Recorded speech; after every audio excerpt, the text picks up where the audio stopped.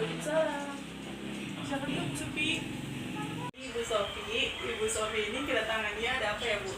Jadi begini Bu, karena pembelajaran daring, jadi saya tuh mempunyai beberapa kendala pada saat mengajar di kelas 5.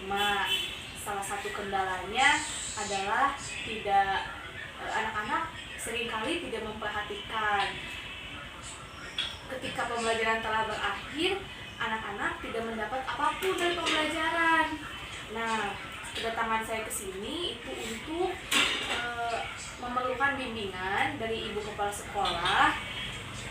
Bagaimana caranya agar pembelajaran daring ini tetap berjalan lancar? Oh baik. Jadi di sini masalahnya masalah pada anak ya Bu. Mungkin Ibu Sofi memerlukan supervisi ya Bu untuk pelajaran Ibu di kelas 5 itu. Tapi sebelumnya nanti Ibu saya bantu untuk supervisi klinisnya. Nanti Ibu saya akan ajukan beberapa pertanyaan yang harus Ibu jawab ya Bu. Baik Bu. Ibu Sofi kalau boleh tahu, Ibu Sofi ini mau mengajar mengenai materi apa di sini? Saat ini saya sedang mengajar di kelas 5 itu materi pecahan Bu. Pecahan. Kira-kira dari materi di kelas 5 ini mengenai pecahan, Ibu itu mengharapkan siswa akan seperti apa? Saya mengharapkan siswa yang terampil, kreatif, inovatif, dan siswa-siswa itu mengerti semuanya apa yang dijelaskan, walaupun penjelasannya itu melalui daring atau Zoom meeting seperti itu. Ya. Melalui media online ya Bu ya. Iya. Nah, kira-kira Ibu menyiapkan tidak persiapan tertulis untuk proses pembelajaran Ibu nantinya? Iya, saya menyiapkan beberapa RPP untuk setiap pertemuannya. Di dalam RPP itu mencangkup tentang tahapan-tahapan pembelajaran daring, serta di akhir pembelajaran ada kuisnya Bu. Oh, baik-baik. Ibu bisa tidak Ibu jelaskan dulu gimana tahapan-tahapan proses pembelajaran yang nantinya Ibu akan jalani? Yang pertama seperti biasa dimulai dengan salam pembuka. Selanjutnya saya akan menjelaskan tentang pertemuan pembelajaran di minggu lalu.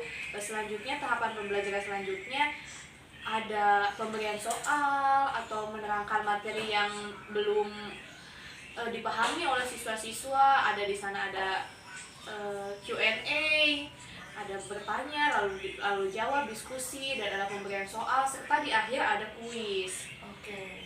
Tadi itu kan Ibu menyebutkan masalah-masalah yang mungkin nantinya timbul ya Bu pada saat proses pembelajaran. Kira-kira di materi yang tadi Ibu jelaskan, itu ada tidak materi-materi yang menurut Ibu mungkin akan sulit dipahami untuk para siswa gitu?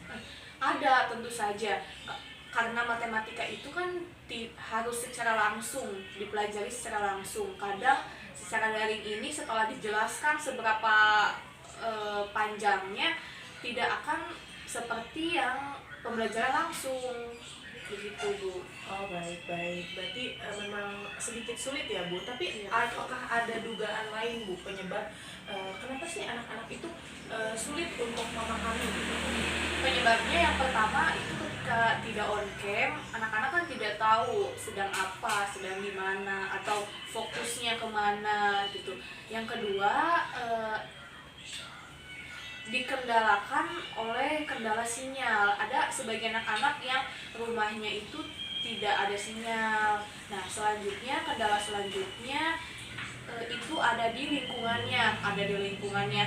Ada seperti ada adenya, ada suara ayam dan lain-lain. Nah, itu menurut saya kendala-kendalanya Bu. Oh baik, mungkin ada kendala-kendala di luar juga ya Bu ya dalam proses pembelajaran. Nah, sekarang balik lagi ke diri Ibu Sofi. Kira-kira menurut Ibu Sofi bagaimana mengenai kesiapan Ibu Sofi dalam proses pembelajaran yang nantinya akan Ibu jalani? Iya Bu, siap. Saya telah membuat RPP, membuat kuis di setiap pertemuan, atau membuat pertanyaan-pertanyaan untuk merangsang kinerjanya siswa. Oh baik-baik. Nah, untuk proses pembelajaran ini mengenai materi pecahan di kelas 5, Ibu nanti akan menggunakan metode apa Bu?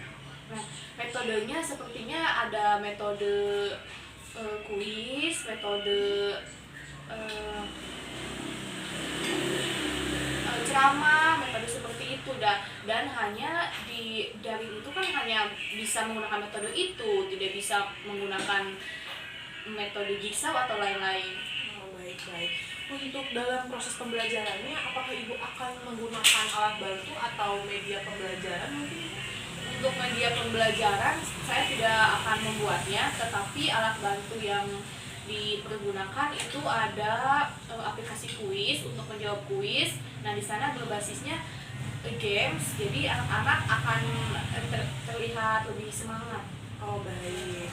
Jadi nanti akan menggunakan alat bantu itu ya, Bu. Nah, Ibu Sofi, kalau misalnya nanti pada saat proses pembelajaran menggunakan Zoom gitu ya, Bu, apakah Ibu tidak keberatan jika nantinya saya akan bergabung ke dalam kelas di Zoom tersebut untuk mengamati bagaimana perkembangan siswa?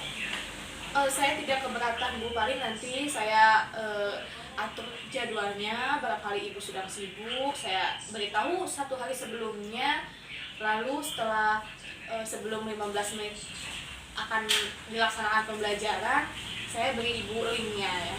Ya, baik. Terima kasih Ibu Sofi. Nanti saya akan membantu Ibu untuk proses supervisi klinis. Nanti Ibu kabari saya untuk waktunya ya, Bu ya. Iya, Nah, terima kasih. Sama-sama Ibu. Nah, Ibu Sofi kan kemarin sudah melaksanakan proses pembelajaran ya, Bu ya. Saya juga sudah ikut di dalam aplikasi Zoom-nya bersama Ibu dan anak-anak kelas 5 tentang materi pecahan. Nah, kira-kira sekarang bagaimana pendapat Ibu setelah menyajikan materi di pelajaran matematika ini?